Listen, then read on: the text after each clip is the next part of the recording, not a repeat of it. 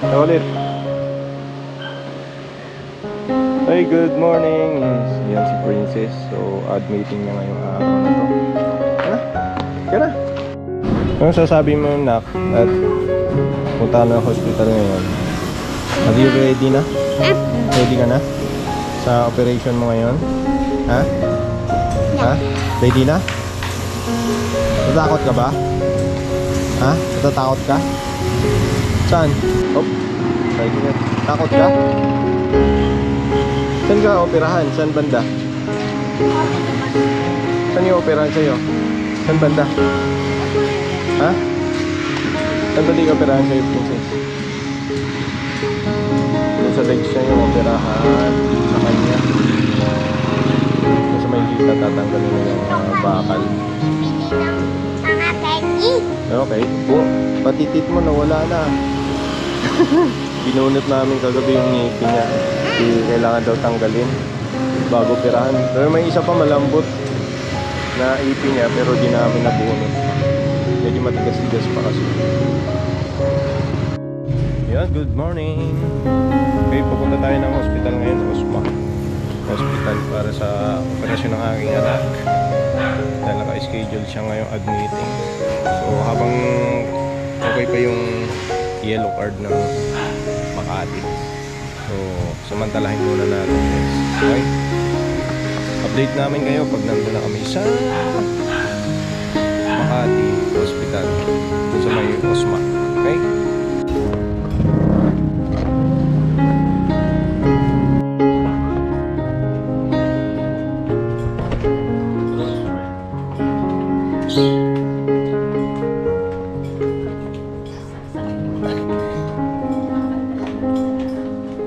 Bilis, paagal naman ni Princess. So malapit na tayo sa sakayan ng taxi. Taxi tayo.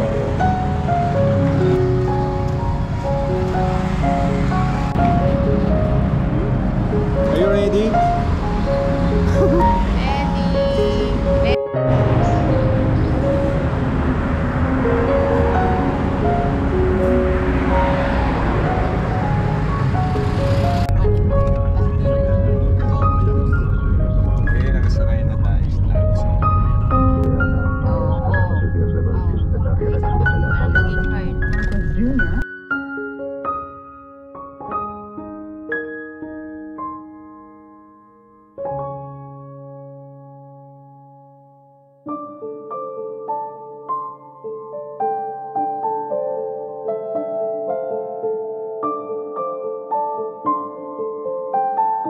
Suporta namin sa DSWD dahil yung mga kliyente namin, sila yung mataas ang presyo ng bilihin. So yun yung una naming pasasalamat. Pangalawa, sa instruction ng ating Pangulo, natasan kami na siguraduhin nila yung kapakanan ng mga small, micro and small rice.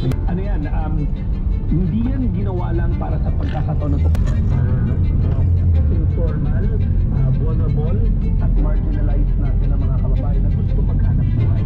Sa programa na to, binibigyan sila ng sekundang seed capital, unang betulog yun. Dalawa, yun dapat ng kanilang kapital sa mga pagkakataon na hindi nasaan katulad nito. So ito yung naging programa ng Pangulo para matulungan ang mga micro, small rice retailers natin. Ang bawat micro and small rice retailer ay nakakatanggap ng 15,000. Ano may karoon tayo?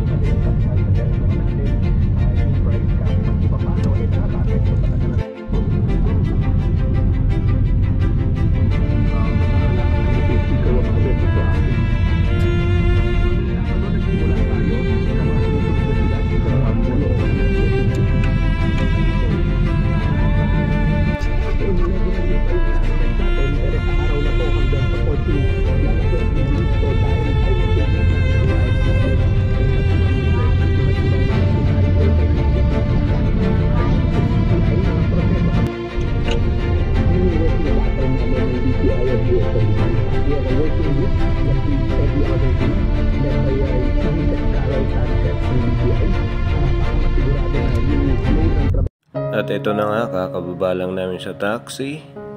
So maaga pa, alas 10 ng umaga. So pupunta tayo sa help desk para magtatanong tayo. Ay, ma'am, for admission na po siya ngayon. Okay, so dito na kami sa second floor ng Osma. At maya papasok na si Mrs. Yan at si Princess para sa check-up ni Princess sa doktor. Ayan, pumasok na sila. So habang pumasok sila doon, magantay na tayo. Then after that, bumaba na kami sa ground. Bumaba ako sa ground pala para i-file na yung admitting dahil okay na daw sa drug. Antay na tayo sa grid para i-file na natin. Okay, so tinatay na. Okay, so pinaprocess ko na yung admitting para mamaya tuloy-tuloy na. Tayo pa ngayon. Naglupo pa.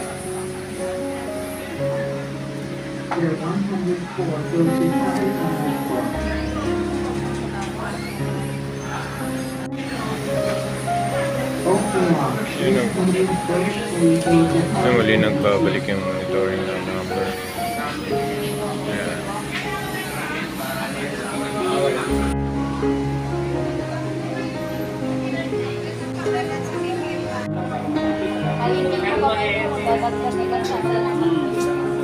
Kapil na ron, tapos balik. Huwag doon sa puno niya. Huwag doon sa puno. Ha? Yan. Huwag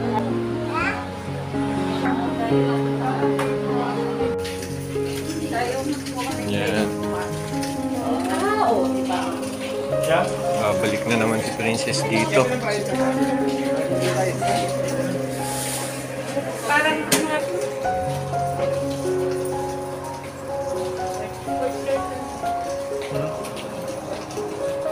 Ito ba yung dati? Port? Tapos aalis na. Ako naman tumoso. Sige po. Basta isa lang. Sige na, bumili ka na ng food doon. Okay.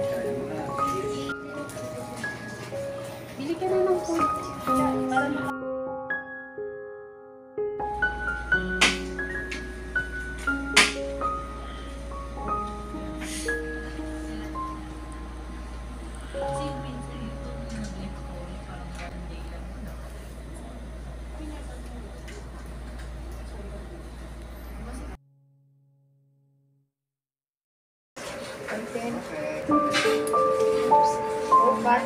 Basta yung hair mo.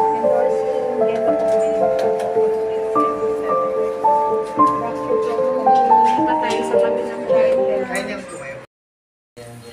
Matagal pa pala. Huwag tayo mag-December ha. Matagal pa pala. Ganyan, sigaw din nandito lang. Ganyan lang konti. Ha? Tapos ito nakalabas ng konti. Ganyan lang. Ganito lang tayo. Ha? Kaya? O, support ka ni Daddy. Pupunan dito po sila. O, bawal iyak. Bawal iyak muna. Ay!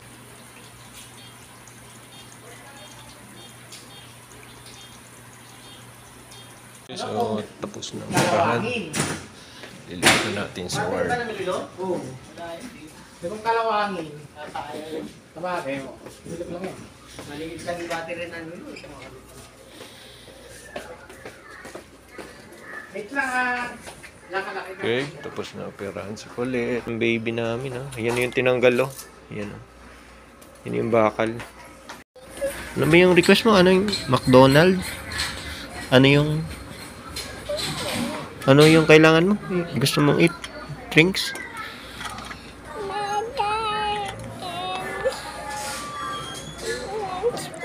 French fries burger.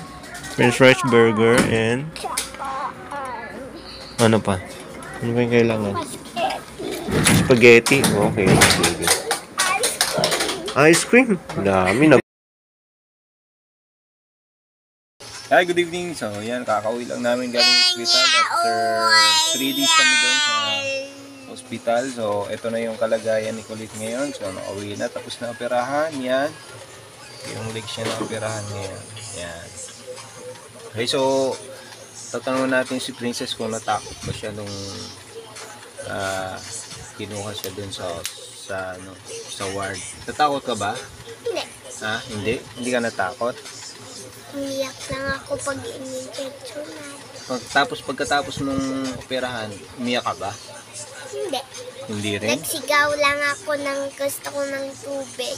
Sabi, papamatay ako! Ganon yung sinabi mo. Pero di ka natakot. Apa? Hinanap mo kami doon sa loob.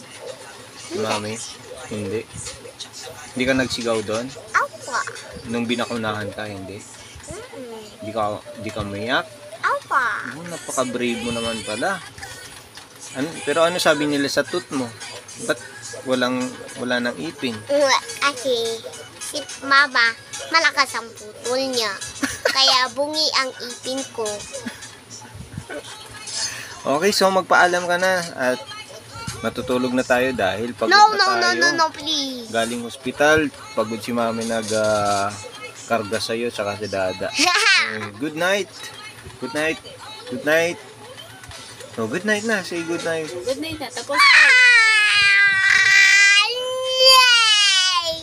Uy, maraming salamat sa panonood and see you next time. Sana enjoy kayo sa aming konting vlog.